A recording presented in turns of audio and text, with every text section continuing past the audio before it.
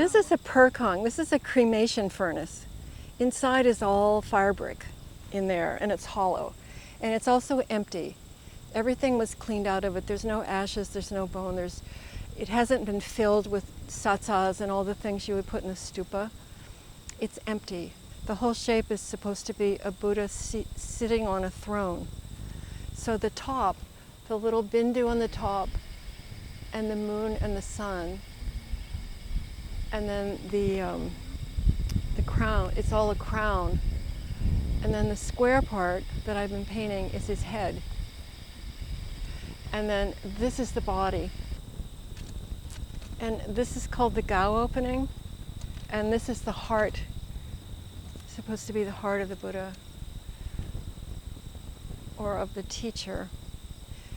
And then this is his crossed legs sitting on the throne. So in a stupa, the bumpa part, the round part, is much smaller. And they do it this way because there's an actual body that they're burning in there. So the body was brought in, as I said, from the back, and then there were grates that went across here, and the body was put there in a seated meditation posture wrapped in cloth and katas. And then the fire was made in the 4 doors, which are now shut. But there were no doors there when the actual cremation happened.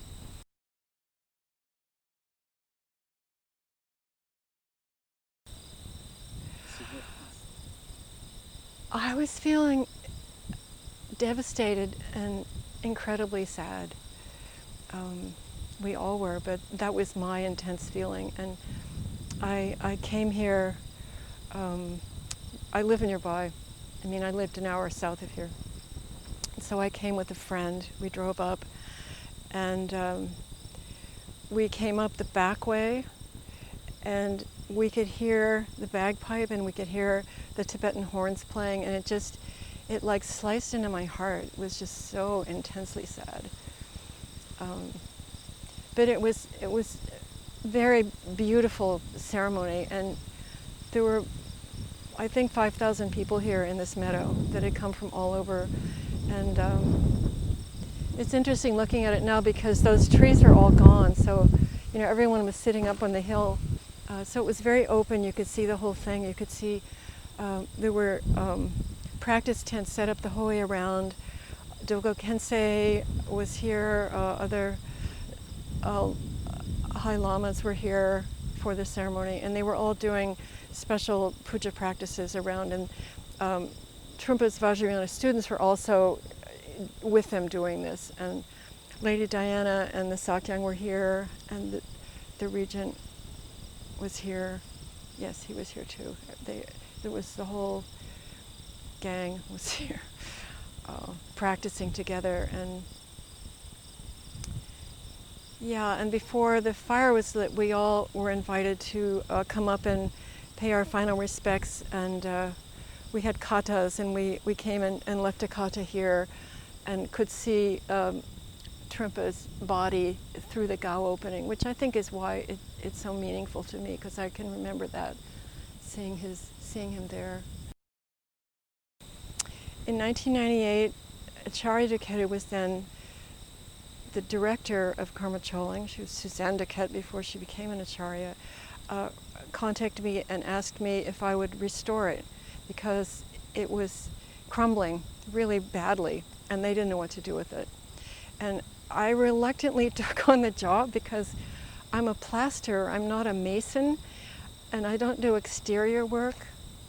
So I was basically ignorant about how to do it. But I decided, because of my teacher, to take it on and see what I could do, and here I am. How many years later? Still trying to keep it standing. This is an example of how faded the reds and the oranges get over time in this side. Well, all of it, but you could see it here. So here, yesterday I painted it because I wanted to see, I wanted to check my color matches because I had to make more paint to match what I did 3 years ago. So those are redone. So it pops, you know, that's... It really does. It really does. It makes a total difference in it. Just that little, you know, those 4 little things I did. There was moss growing out of this. This is always a problem area because there's a crack in the middle. And so I keep working on it, but it's a very strong elemental force that the water wants to come out of the ground and kind of come out of this thing. So it finds a way, no matter what I do, I guess. He died on April 4, 1987, and then things started to kind of get planned about what to do, and they realized that they needed something like this. And so I don't know exactly how it transpired, but there was one man named Paul Kloppenberg who was in charge of designing it, and he worked with the lamas that were here and followed their advice on how to do it. And so it was made with a very tiny foundation, and it's just concrete block that's laid up for the steps. And then this is wire. It's a wire with wire lath wrapped around it, and then the whole thing got stuccoed with a concrete stucco, I presume. I don't really know what the material was, but and then painted, and then painted white, and then it was decorated, but not like this. This is very elaborate. It wasn't this elaborate, but the shape was the same.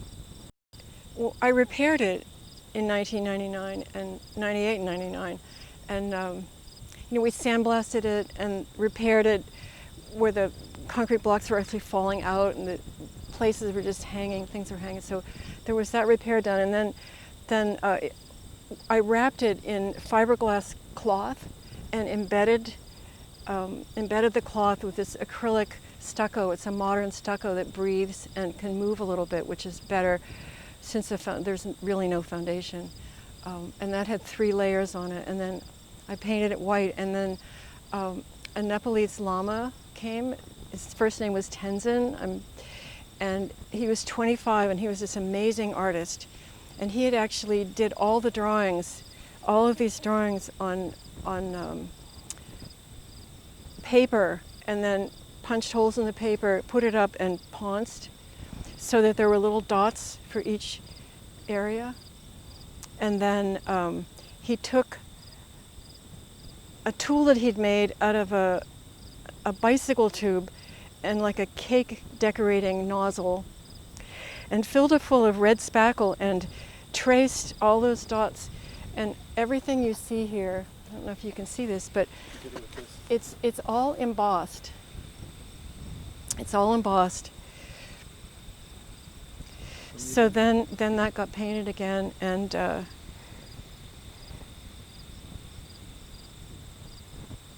it kind of outlined each color. So each color has a discrete place in the design. They're not meant to last. They're supposed to be an object of impermanence because, you know, it's a cremation. It's about death. So normally they're either taken down, physically taken down, or they just fall down. You know, they're let to fall down. But here it's kind of taken on a significance, would you say?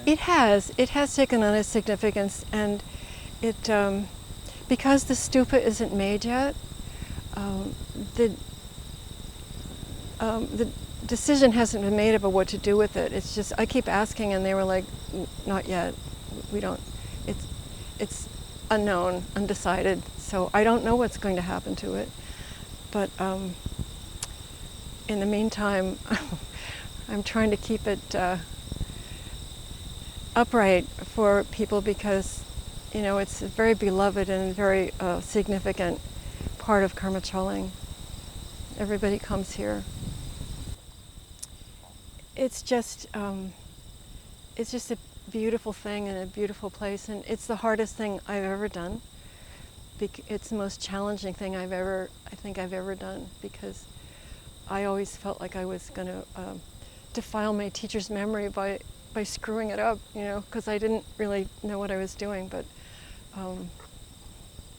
I kind of got over that.